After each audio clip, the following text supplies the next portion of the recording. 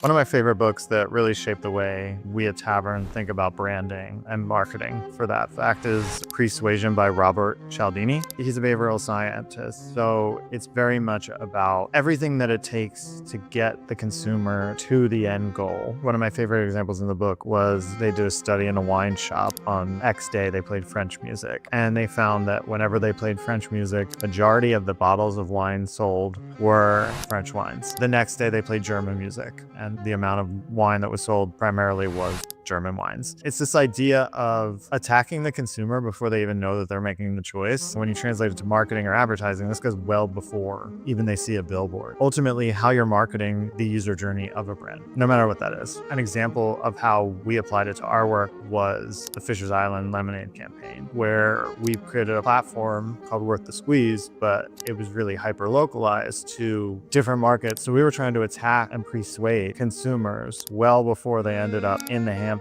where we were selling the product and trying to get them on Fisher's Island, and where we're trying to get them to buy the product. So we took it all the way back and created hyper-localized advertising that was talking about the trip to the Hamptons. So we did taglines like make schlepping to the Hamptons worth the squeeze, or make the long jitney to the Hamptons worth the squeeze. And so we're already seeding them with this idea of not just the idea of you should buy our product, but we're giving them also the occasion and that fun journey. And that's how we started. It's more about hitting them at their home point during their week, well before they go on vacation, and persuading them and just getting that kind of nugget deep inside their minds. And that's why I'd recommend Robert Cialdini's book, Pre-Suasion, which is an absolute marketing must read.